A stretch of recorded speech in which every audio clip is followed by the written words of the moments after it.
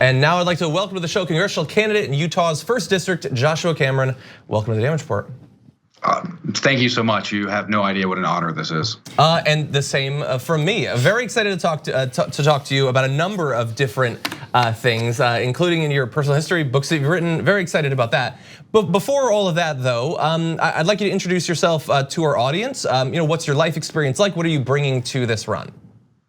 Sure, thanks for the opportunity. Well, I mean, at 19, I experienced pretty much what every American goes through, like what the heck do I do with my life? I had an older brother that encouraged me to join the Army.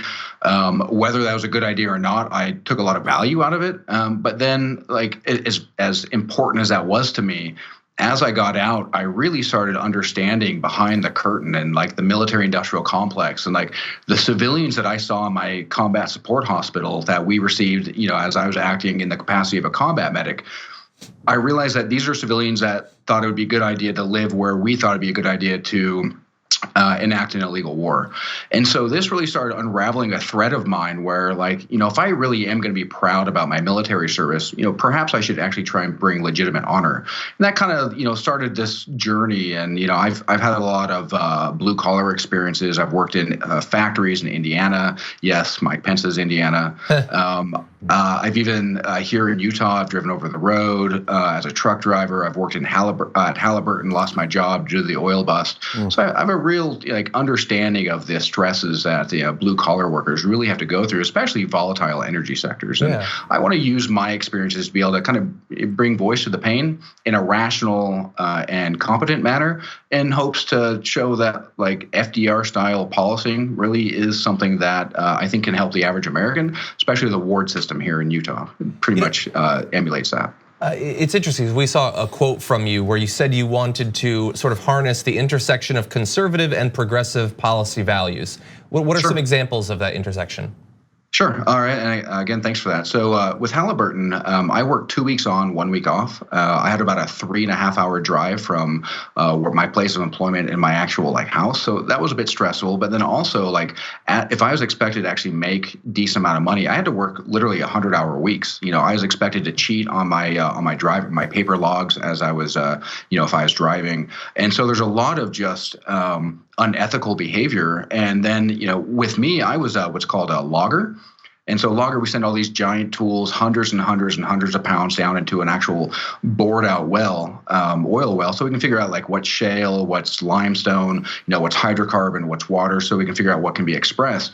And if you've been working 100 hours and you're dealing with these tools that, if there's some sort of mechanical failure, they break from the wire line, you're crushed. And you don't have the wherewithal to be able to react in a manner which you didn't work 100 hours a week. So how can I get to a system where one, we can have people work less hours and actually, turn around and provide opportunities for their families. But then two, in 2015, they canned about 1,000 people from the Vernal area, which Vernal was literally the fastest growing city in the nation, much like Williston, North Dakota. And so all of the strip malls and all the peripheral businesses that popped up to really help these, help this economy, all, ate it as well and went under. And so, people know the real harm in a volatile market. And so I think that seeing places like Texas that have overwhelming, wind farming, these are things that we can express. We have wind farms here in Utah, solar farms. Elon Musk even pointed to that if we covered a small corner of Utah, we could supply the entire nation full of energy. And so there's realistic ways that we can help out working class families to not have them, break their backs over, a ridiculous amount of hours per week, but then also have it be less volatile. So then they have a place to provide opportunities for the family, and as a consequence, it cleans up our air and our water.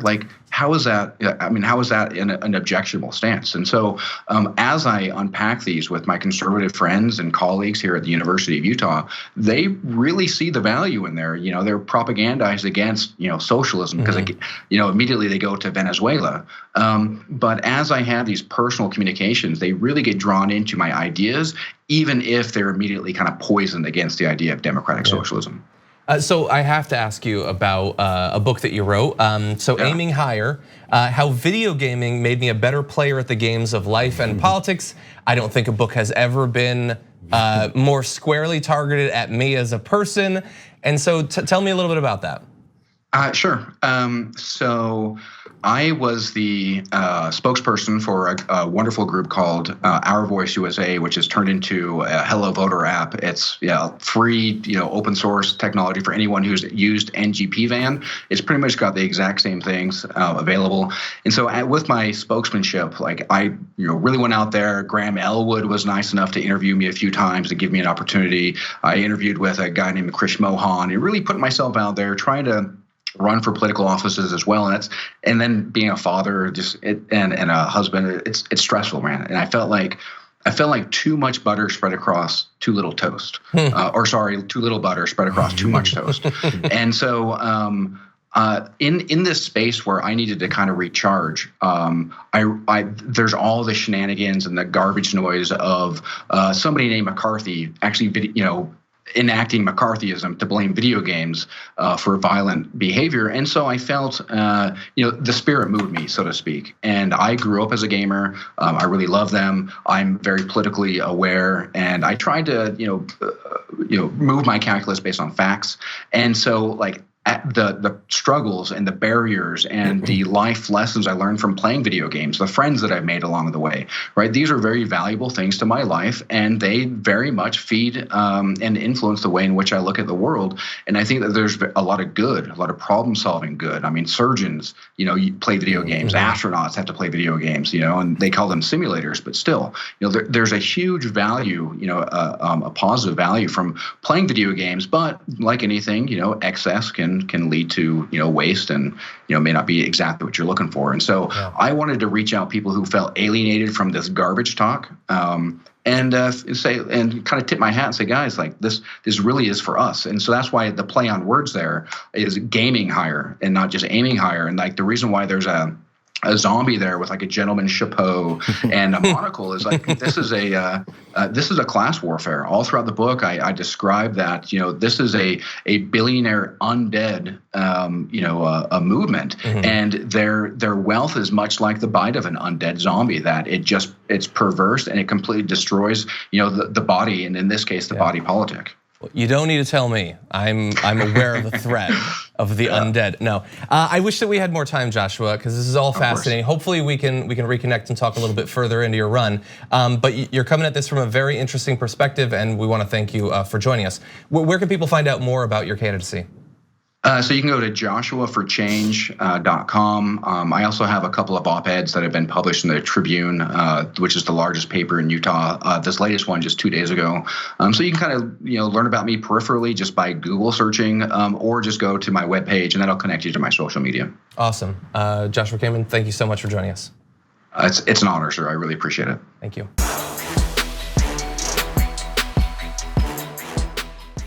Check out the Damage Report podcast each day, wherever you get your podcasts, whether Pocket Casts or Stitcher or iTunes. You can join me as I give you the news and stories you want, with a range of co-hosts and interview guests jumping in on the fun each day. Again, that's the Damage Report, wherever you get your podcasts. And if you get them at iTunes, don't forget to rate and review. Sometimes I'll read them live on the show.